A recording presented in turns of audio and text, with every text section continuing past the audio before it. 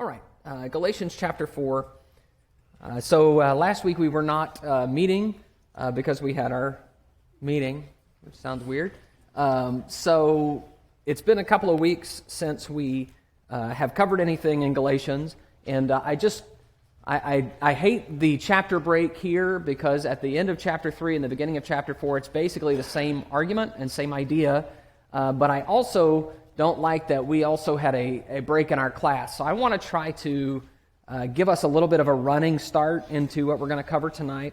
So let's drop back and read Galatians 3, starting in verse 23.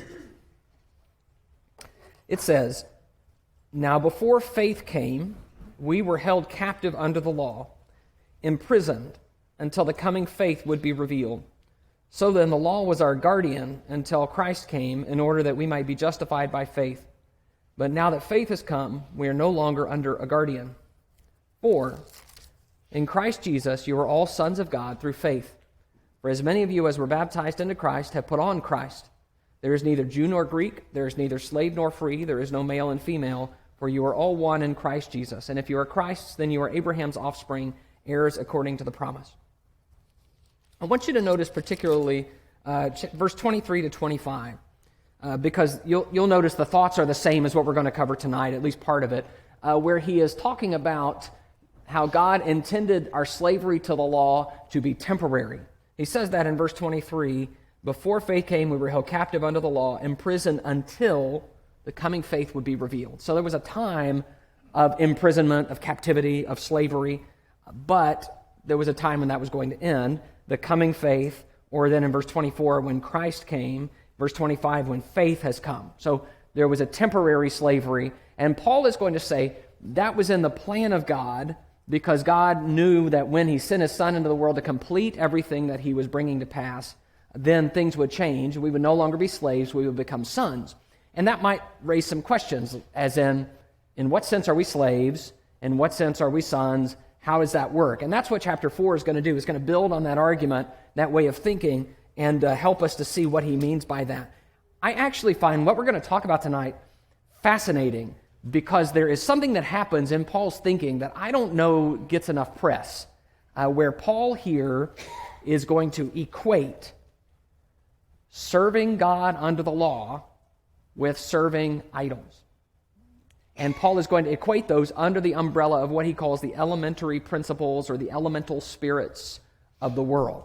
So I find that fascinating. I find that surprising. I think the Jews who are listening to him, the Jewish Christians who are listening to him, will be shocked at what he says here. But he is trying to say, you don't want to go back to slavery. All right, so let's start in verse 1. I'm just going to read verses 1 to 11 that we'll cover tonight, and then we'll go back through it piece by piece. Verse 1, "I mean that the heir, as long as he is a child, is no different from a slave, though he is the owner of everything.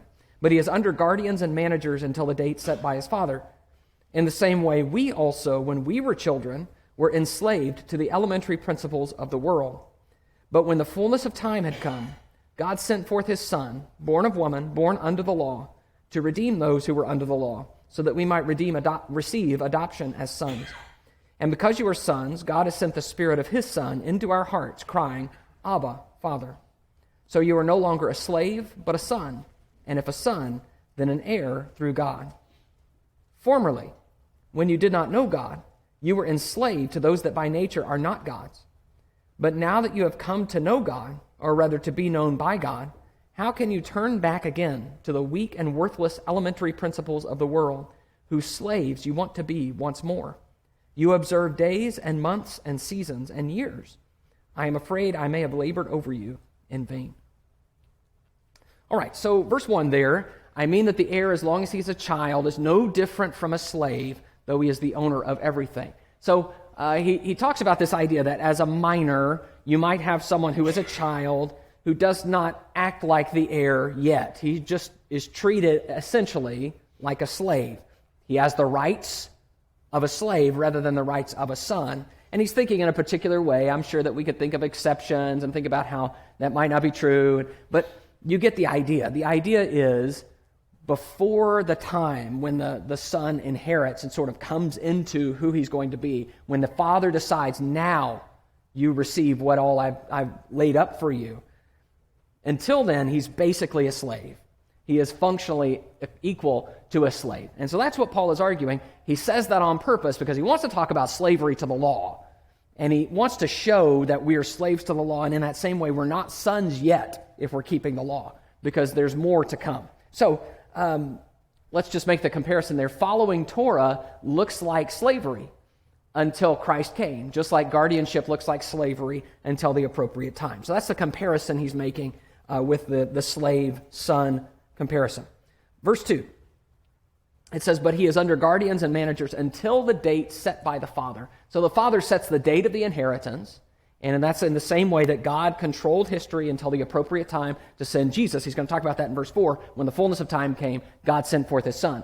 But until then, he had his people under guardians, under the law, and in that sense, they were functionally slaves under the law. Verse 3, in the same way, we also, when we were children, were enslaved to the elementary principles of the world. All right, so we need to take a minute with this verse. So he says, first of all, we, like children, were enslaved until we were set free or redeemed, liberated by Christ. That's in verse 5, where he's going to talk about he redeemed those who were under the law. The law was what was enslaving, and the law was what they were redeemed from. So let's keep that in mind with everything we're going to talk about in this verse, because there's a lot here. So the we then probably means both Jews and Gentiles when he says we were children and we were enslaved. So there's a little bit of controversy about what I just written on the board there, that it might refer to Jews and Gentiles. Some people say it refers to Jews only, and they say, well, that's because it's talking about those who are under the law. And some people say, well, no, he's probably talking about something broader than just Jews. But the reason I say it probably means both is because when he talks about being redeemed from the law, he's going to talk about how we're all now sons in verse 6, because you are sons. So it doesn't seem likely to me that he's just talking about Jews. One way or another, both are true, that both Jews and Gentiles were enslaved, as we'll see in the text. Okay. The other thing I want you to notice, it doesn't come out in the ESV because the ESV is a poor translation of this verse. In the latter part of verse 3, it says, we were enslaved to the elementary principles of the world. The wording is actually, we were enslaved under the elementary principles of the world. And that word under is a big deal in this section of Galatians. I want you to notice, I put a whole bunch of passages here. All of these passages talk about being under something. Usually it's under the law. Okay? Under being in the sense of subject to, maybe even enslaved by. And so over and over again, Paul uses that idea in this section. But here, he is not saying you're enslaved under the law. He's saying you're enslaved under the elementary principles of the world. What is that? Let me give you a little bit here. Elementary principles of the world. This expression is used again in verse 9. We'll talk about it there also, but it's used in verse 9 to talk about Gentiles. It's used in Colossians 2:8, that don't let anyone, I'm just completely drawing a blank. Colossians 2, I'll just read it to you since I've forgotten it. See that no one takes you captive by philosophy and empty deceit, according to human tradition, according to the elemental spirits of the world, or the elementary principles of the world. It's used in Colossians 2:20. If with Christ you died to the elemental spirits of the world, why, as if you were still alive in the world, do you submit to regulations, not touch, do not taste, do not handle? So Paul uses this idea. It's just not clear what he means. So I've given you a few possibilities here.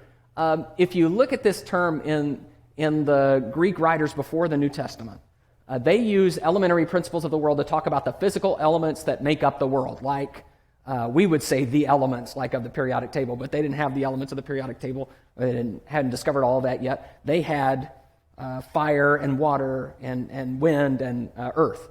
So that was the elements. And so they would use this expression. But that's weird, right? To say that you're enslaved to fire or water. So most people say that's probably not what this is. And then some would say it's that same idea that it's that fundamental rules of life, the way the world works, that sort of thing, that we have certain ways that life exists and that life functions, and so we live according to those things. Some argue it might be something like angelic or demonic powers, and sometimes that's connected to down in verse 9, where it talks about idolatry. You serve those things that are not God's, and you're enslaved to them. And sometimes idolatry is, in Paul's thinking, connected with demons, like in 1 Corinthians 10, where he says, do you want to partake of the temple of the cup of the Lord, the table of the Lord, and the table of demons, meaning the idol feasts.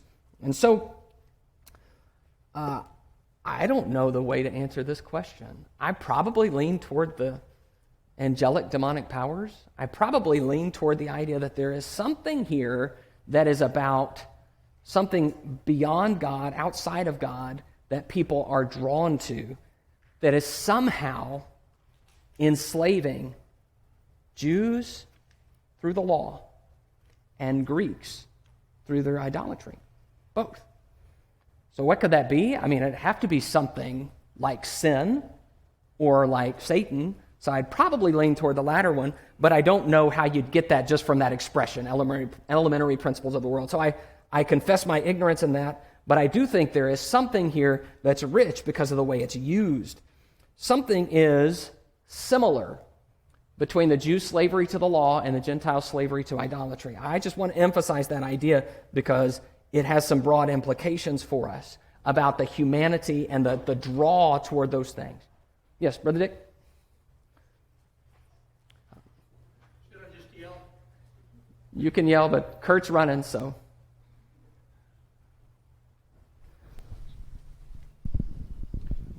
Maybe we could say at least that it equates to something so shallow and superficial in comparison to what the economy of Christ has brought to mankind. Right.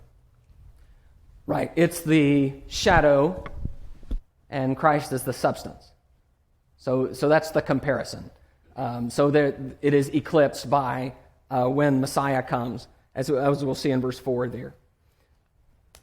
So whatever you say about it, and you look at these systems, like you think about the law, and you think about idolatry or the way Gentiles lived before Christ, and either one of those systems creates a problem that it cannot resolve. The problem is slavery to sin. And this is the problem of the law. We have talked about this already in this class, where the law it holds a curse, right? Everybody who doesn't keep the law perfectly is cursed. And Paul quoted that in Galatians 3, I believe it's 13. And so there is a problem there. But there is also, throughout this, the language of slavery. And the problem with slavery, pretty much universally, is you don't work your way out of slavery, and you can't really buy your way out of slavery most of the time. Occasionally that happened in the ancient world, but that's not really the picture that the New Testament works with. Instead, you have to be redeemed. You have to be bought out of slavery, which is the word he uses in verse 5, that he redeemed those who were under the law. So no matter what you say about the law or idolatry, they both get to the same point, don't they? Where you have a group of people who have sinned, yet who do not have the power to work their way out of that sin or to buy their way out or to cleanse themselves. They are slaves. And the only hope for slaves is to be set free by someone more powerful than they are. Yeah, Brother Jim?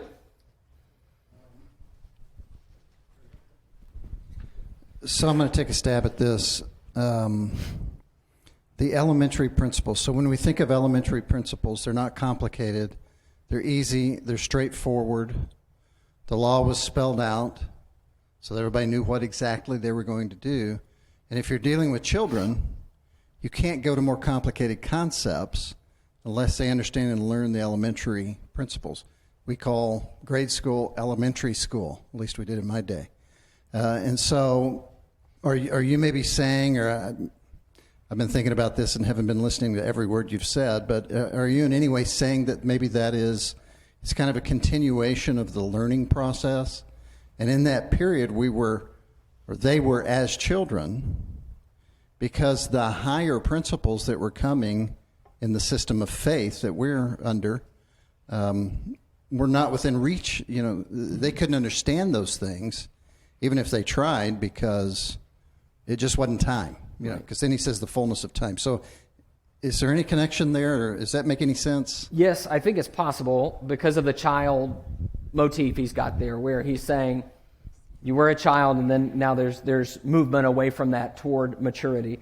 My only issue in this text the problem to me seems to be slavery more than the... So I don't see the schoolmaster here as educating toward faith as much as keeping you enslaved, keeping you like a slave instead of the heir. But I don't deny that that's a valid thing, and it may be what he is saying is, if you have been enslaved and stuck at the basics, then there's no hope of you on your own accomplishing that. You have to be set free from that, redeemed in the same way. So maybe that's his line of thinking in a slightly different way than I was going. Yeah, Ms. Neeson? Could it be, and this is also according to Colossians 2:8, that the elemental principles are maybe materialism, humanism versus the spiritual realm, or vain imaginations versus what was to come in Christ? Yeah, maybe there's something there with common sense, conventional wisdom type stuff, that here are the things that most people understand and think, and yet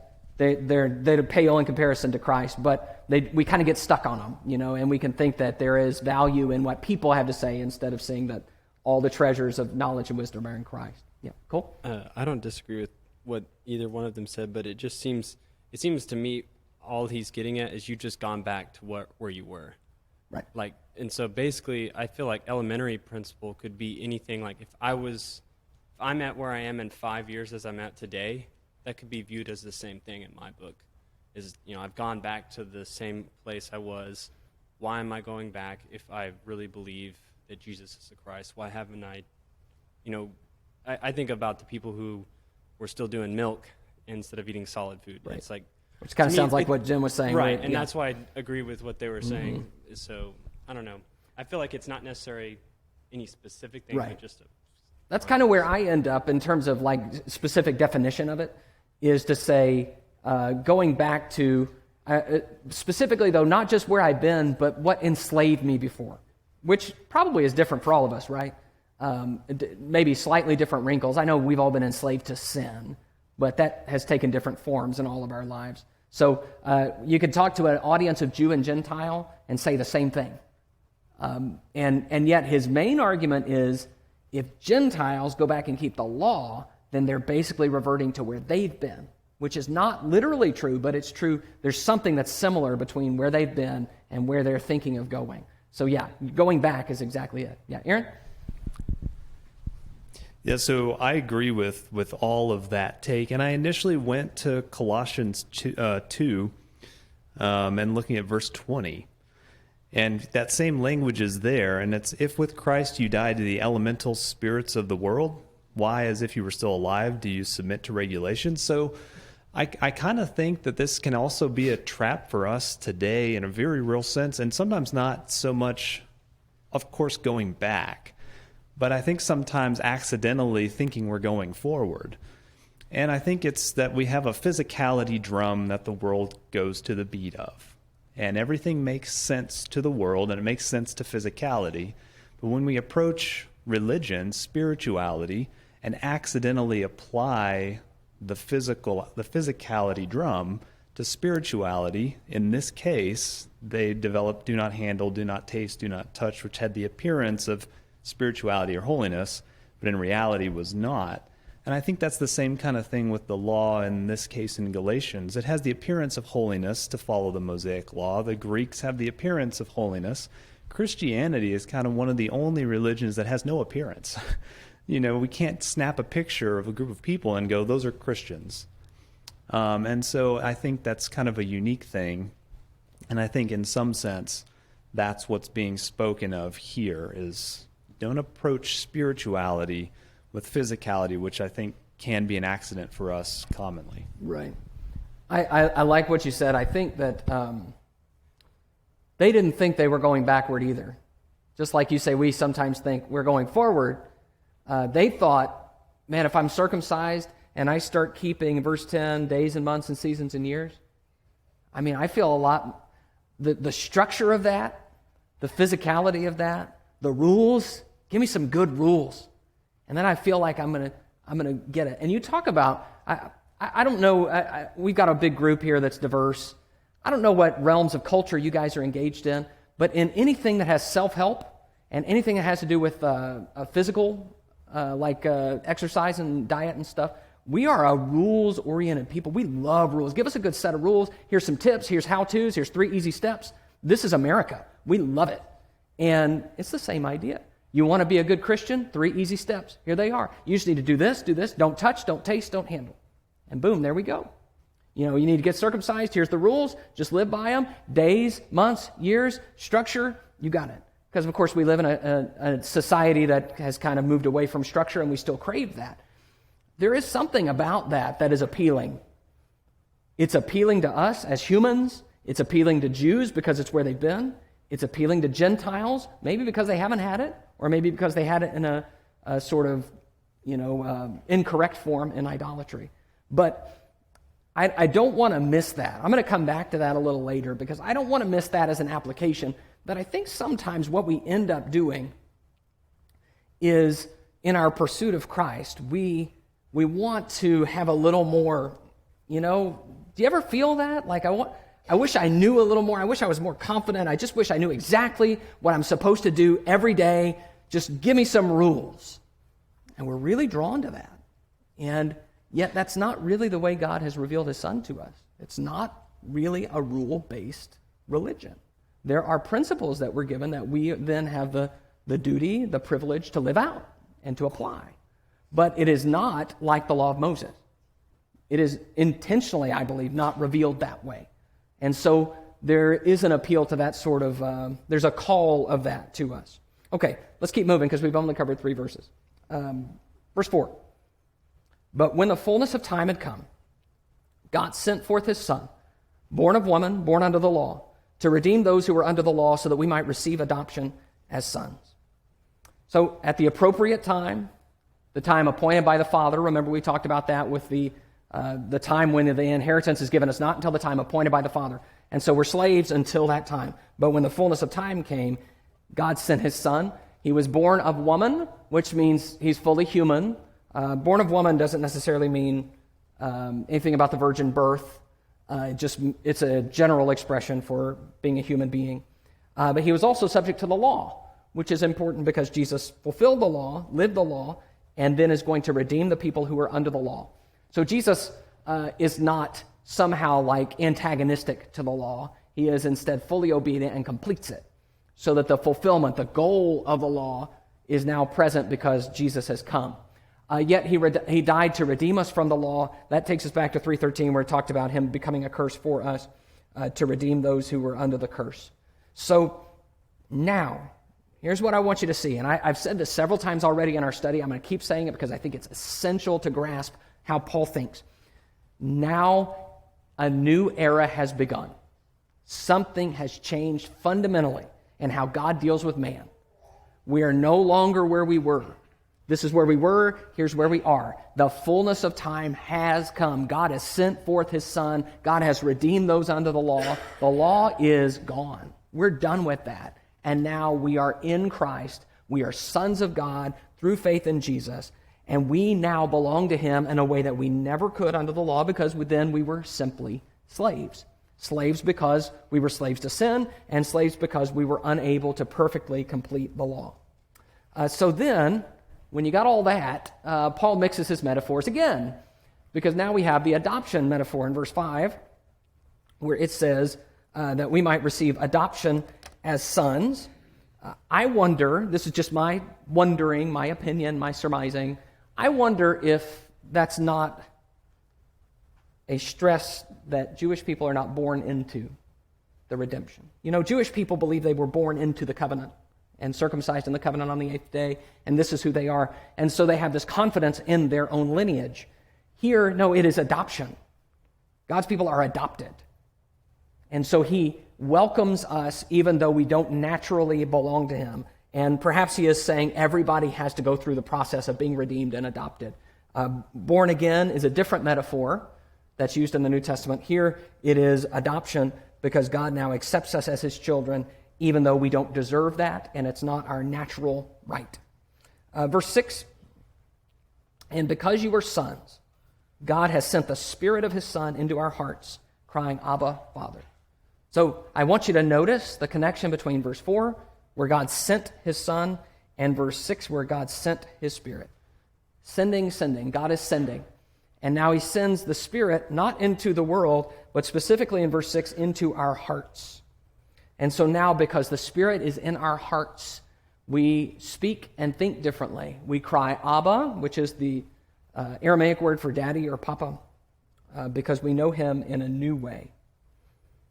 We know God as Father in a way we did not know him as Father before. You think of the way a slave would address the master of the house versus the way a son would address the master of the house. It's an entirely different expression, an entirely different relationship. I love this picture. By the way, Romans 8, I put Romans 8, 15, and 16.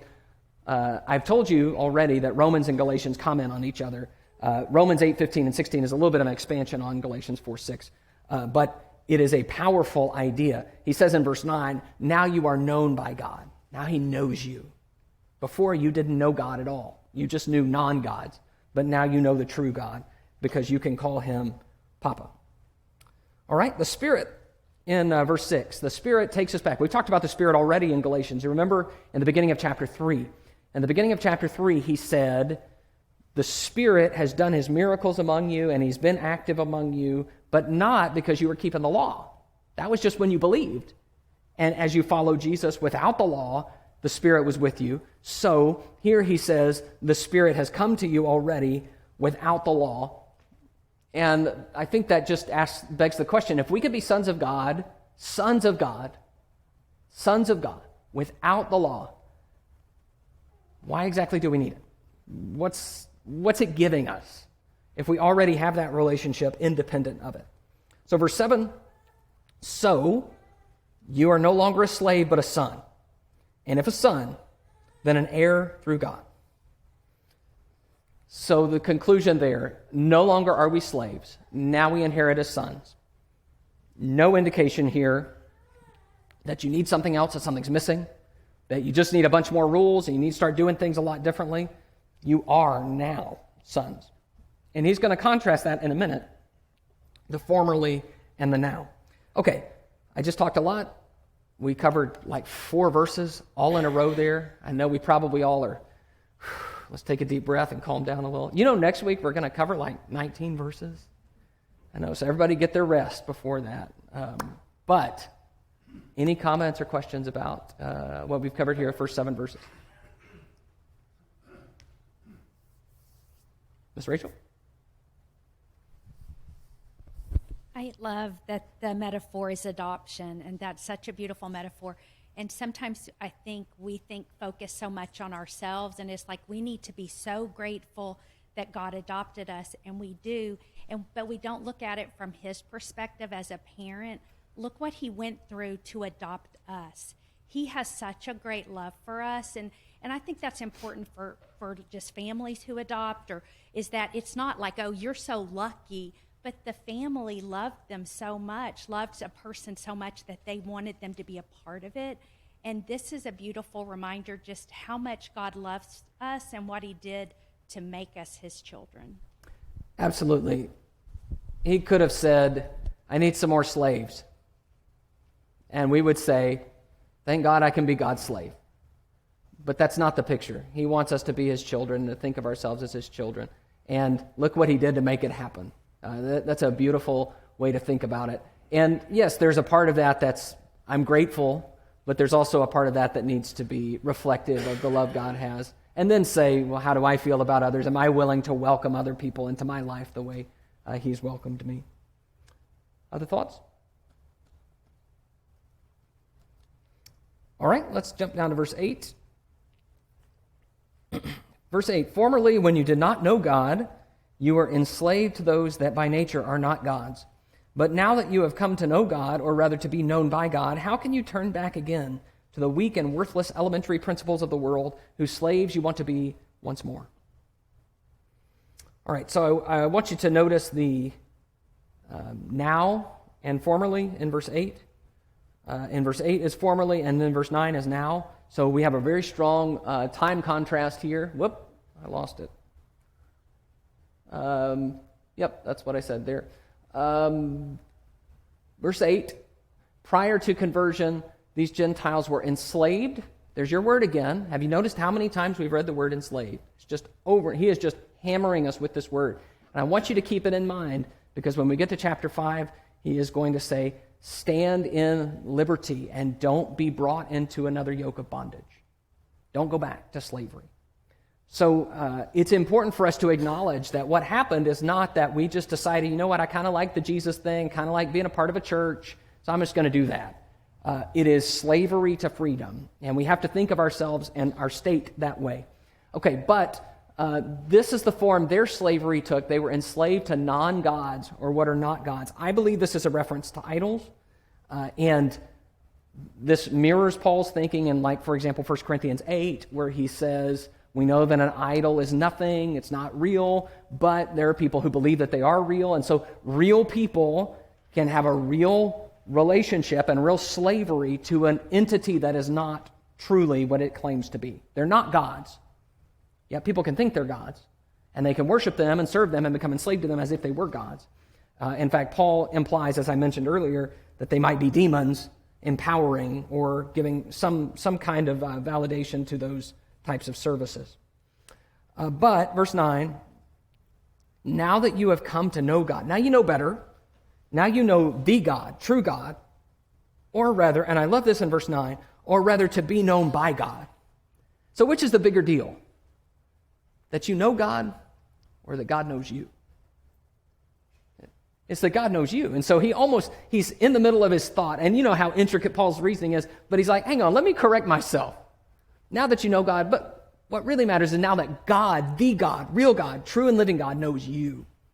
Verse 9, how can you turn back again to the weak and worthless elementary principles of the world, whose slaves you want to be once more? They are contemplating returning to non-gods. So let's take a time out. Don't forget, what are they actually contemplating in Galatians? Circumcision, keeping the law, right? What does he say they're contemplating? Turning back again to the elementary principles of the world. So he is equating them keeping the law to going back to idolatry. It's the same basic idea. You want to be a slave again. And he is astounded at that. How could this be? Turn back again. This expression, yours might have something like turn. I don't know. It is a conversion term most of the time. It is used of conversion to Christ. When you see these statements in Acts, and I just put 3 of them, there are a whole bunch of them, when you see that they turned to the Lord, that's your word, to turn from one thing to another. Turn to God, the living God, from idols. They're converting, in Galatians, they're converting back to paganism and non-gods. They want to be slaves again. Tired of this freedom, bring back the chains. And so, how could that be? You're turning back again. You were converted, now you're deconverting or converting away from Jesus who bought you out of your sins. Verse 10. You observe days and months and seasons and years. All right, so the evidence for that the turning back, is that Paul accuses them of starting to keep the Old Testament calendar. I believe the references here are to Sabbaths and feasts. Now, it's not specific. You can see there's lots of different possibilities, but I think given the context of what we know about Galatians and what they're considering, I think it has to be the Jewish calendar. And it is very much like Colossians, which tells them, you be careful, don't let anybody judge you about Sabbaths or new moons or feasts, which are very specific Jewish calendar days. So here he says, you're trying to keep these days, you're trying to go back and follow their calendar, and in doing so, you are going to be slaves again. So, I think I've said this like 8 times. Paul argues, yeah, I've already said that. I'm going to quit saying it over and over again. Verse 11, I am afraid I may have labored over you in vain. Paul uses that term sometimes, in vain. Think about what that means. It means that when Paul goes and preaches the gospel to somebody, and he suffers to get there, and then people reject him, and they throw rocks at him, and they run him out of town, and yet he spends hours, days, weeks, talking with people, teaching them, baptizing them, helping them, praying with them, praying for them, and then he leaves, and they decide, you know what, I want to go keep the law now. He says, all my work is wasted. I'm afraid that my labor for you will be in vain. All my work is invalidated. You're going to be the same as before I came. Wow. Can you imagine? They're Christians. And yet he says, if you become Christians who are just Jewish law-keeping Christians, then it's as if I never came. All my work for you is in vain. I want to say a couple of things. First of all, and this kind of goes back to what Aaron said. Aaron was spot on. He just was a little early. I step back from this section, and this is what I'm left with. There is something within us that is drawn to the structure and order of a rule-based system.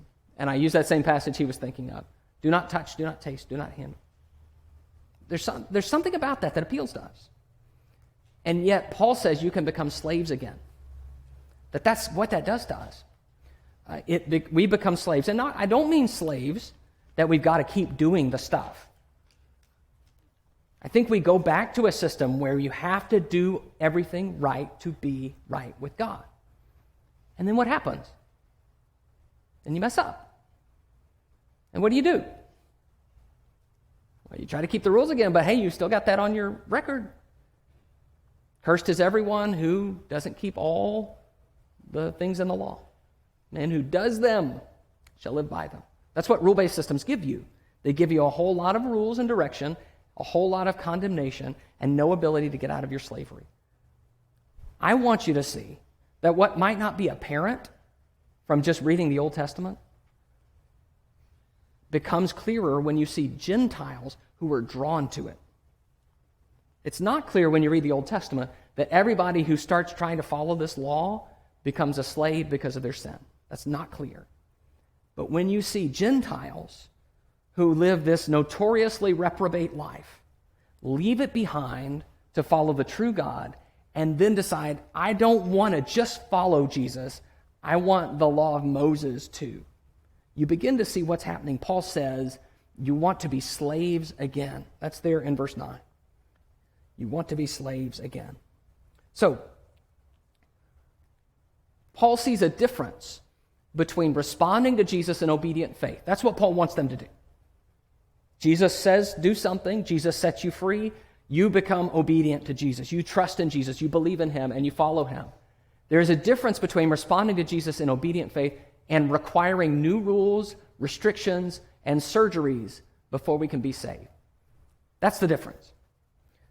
It's not the same. And you can't just say, I'm following Jesus obediently, but also I'm going to do all this other stuff to be saved. You can't add to it. It won't work. Either Jesus is the Lord and we listen to the Lord, or we get to be the Lord and we get to make all kinds of rules for him, or we get to make some kind of mishmash of Jesus and everything else, which is what the Judaizing teachers, Jewish Christians, however you want to characterize it, what they were trying to do.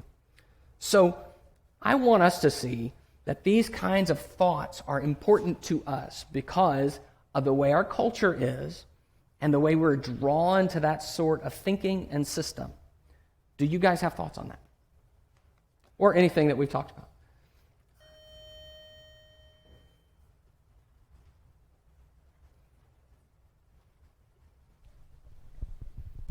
Cortland, you're first. I won. Okay. Because Brandon was faster than Kurt. I just couldn't help but think about you talking about Romans and Galatians kind of speaking to each other, and just why Paul used the different words from calling them slaves of righteousness and slaves of God, but still using that adoption imagery instead of just being like, you know what, we're done with the word slaves. Do you think he just got tired of that and was like, no more questions, you're not even slaves anymore, just quit worrying about it? Well, they might have been confused had he used that in Galatians like he does in Romans 6. Yeah.